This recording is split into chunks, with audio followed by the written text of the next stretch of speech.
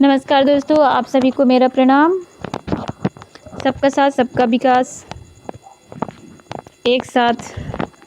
I hope आप सब बहुत अच्छे होंगे। चलिए देखते हैं हमारा नाटक जो अंधा युग नाटक चल रहा है, उसमें नाटक में हमने 4 अंगों को देख लिया था। अभी 5वां अंक हमारा बाकी है, तो देख लेते हैं उसमें क्या है, किस किस चीज़ों का वर्णन किया गया है, कौन आता है, कौन किसको मारता है। ठीक है, तो देखिए, विजय एक क्रमिक हत्या, इस अंक का नाम है 5वें अंक का।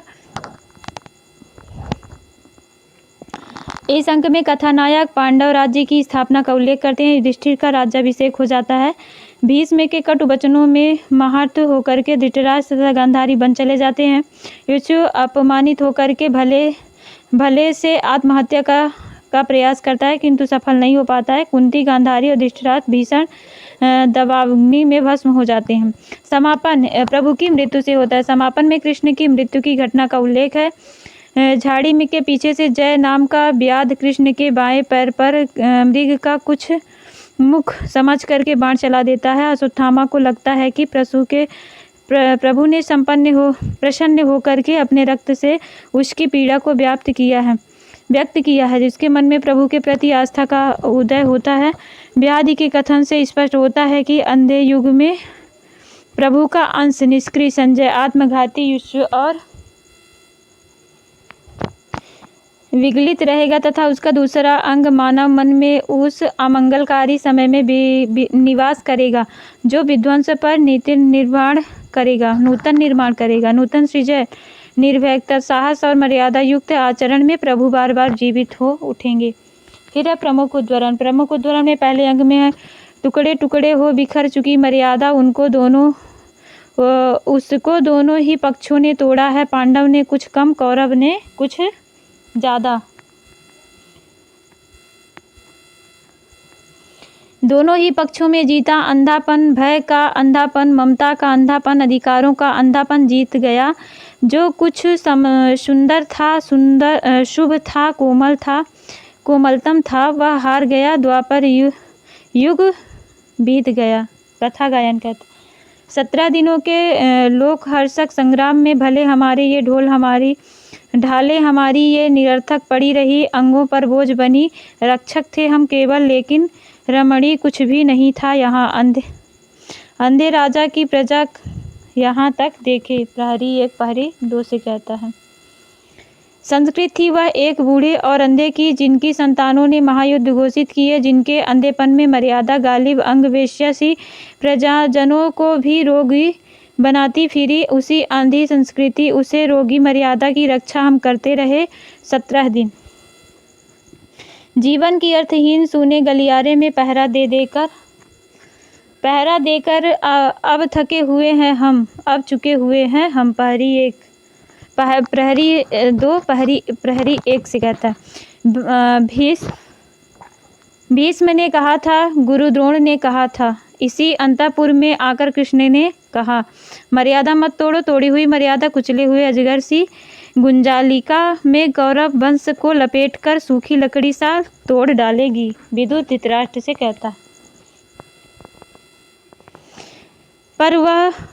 पर वह संसार स्वतः अपने अंधेपन से उपजाता था। कौरव जो मेरी मार्शलता से उपजे थे, वे ही थे अंतिम सत्य। मेरी ममता की वही नीति थी, मर्यादा थी। आज मुझे भान हुआ, मेरी वैयक्तिक सीमाओं से बाहर भी सत्य हुआ करता है। धृतराष्ट्र विदुर से। प्रभु ने कहा था, वह ज्ञानी तो समर्पित नहीं है, अधूरा है। मनोबुद्धि तुम अर्पित कर दो मुझे, भय से मुक्त होकर तुम प्राप्त मुझे ही होगे, इसमें संदेह नहीं। विदुर धृतराष्ट्र से। मैंने कहा, बाहर का वस्तु जगत अच्छी तरह जाना था, धर्म, नीति, मर्यादा, यह सब है केवल आडंबर मात्र। मैंने यह बार बार देखा है। निर्णय के क्षण में विवेक और मर्यादा व्यर्थ सिद्ध होती आई।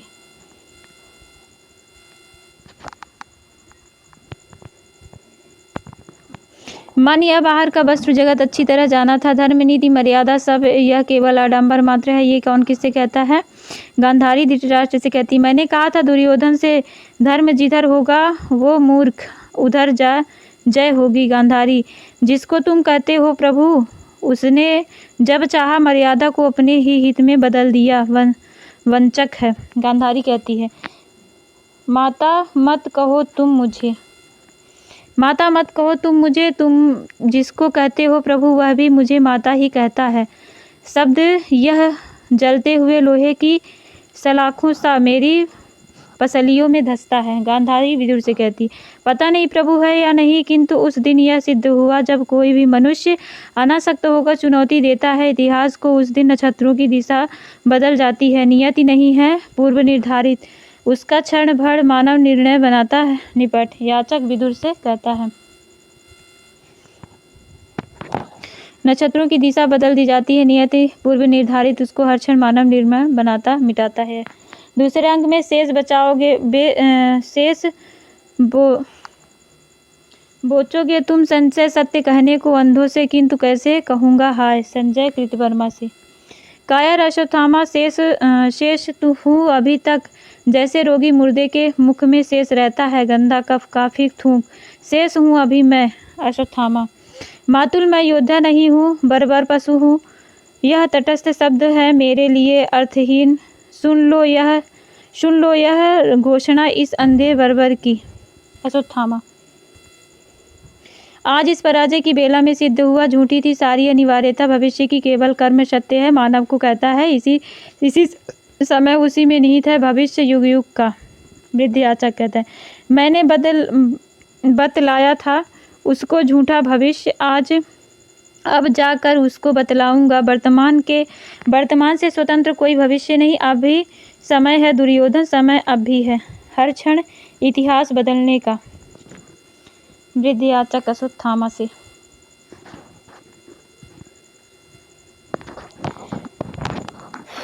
अब है तीसरा अंक, गूंगे के सिवा आज और कौन बोलेगा मेरी जय। धृतराष्ट्र विदुर से, मेरा अपराध सिर्फ इतना है, सत्य पर रहा मैं दृढ़। युयुत्सु कहता है, पक्ष मैं असत्य का नहीं लूंगा, मैं भी हूँ कौरव, पर सत्य बड़ा और कौरव वंश से। युयुत्सु, अंतिम परिणति में दोनों जर्जर करते हैं, पक्ष चाहे सत्य का हो अथवा असत्य का। युयुत्सु कहता है, शांति हो युयुत्सु और सहन करो, गहरी पीड़ाओं को गहरे में वहन करो। विदुर युयुत्सु से, आज इस पराजय की बेला में पता नहीं जाने क्या झूठा पड़ गया, कहाँ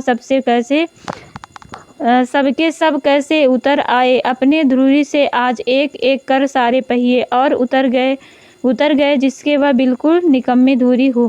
क्या तुम हो प्रभु? विदुर कहता है,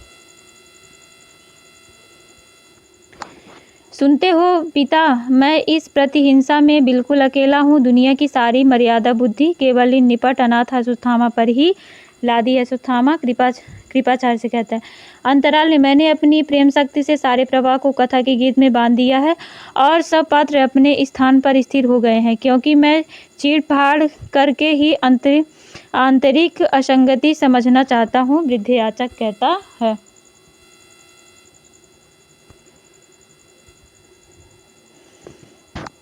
संगति समझता हूँ, क्योंकि मैं चिड़फाड़ करके संगति समझ। मैं युयुत्सु, मैं उस पहिए की तरह हूँ जो पूरे युद्ध के दौरान रथ में लादा, पर जिसे अब लगता है वह गहरी धुरी में लगा है। मैं अपने उस धुरी से उतर गया हूँ। युयुत्सु कहता है, मैं संजय हूँ जो कर्मलोक से बहिष्कृत हूँ, मैं तो बड़े पहिए के बीच लगा हूँ, एक छोटा निरर्थक शोभा चक्र हूँ। संजय, पर मेरी नीति साधारण स्तर की है और युद्ध की सारी स्थितियां असाधारण हैं, पर और वह मेरा स्वर संशयग्रस्त है। विदुर कहता है, चौथा अंग, हृदय तुम्हारा पत्थर का है, गांधारी पत्थर ही खाने में मड़ियाँ निकलती हैं, बाधा मत डाला। गांधारी, मैंने प्रतिशोध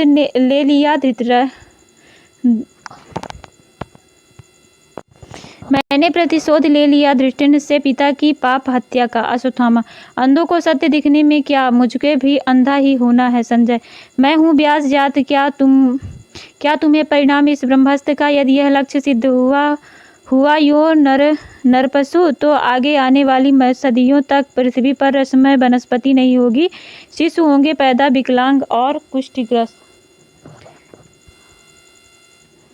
कुष्ठग्रस्त, सारी मनुष्य जाति बौनी हो जाएगी। जो कुछ भी ज्ञान संचित किया है मनुष्य ने सतयुग में, त्रेता में, द्वापर में, सदा सदा के लिए होगा विलीन। वह गेहूं की बाली से सर्व फुफकारेंगे, नदियों में वह बह करके आएंगी पिघलती आग। व्यास अश्वत्थामा से कहता है, कृष्ण सुनो, तुम यदि चाहते हो तो रुक सकता था युद्ध, यह मैंने प्रसव नहीं किया था। कंकाल यह इंगित कर तुम्हें भी भीष्म ने अधर्म किया क्या? क्यों नहीं तुमने वह शाप दिया भीष्म को जो तुमने दिया निरापराध अश्वत्थामा को? तुमने किया है प्रभुता का दुरुपयोग। ये गांधारी किससे कहती है? कृष्ण से।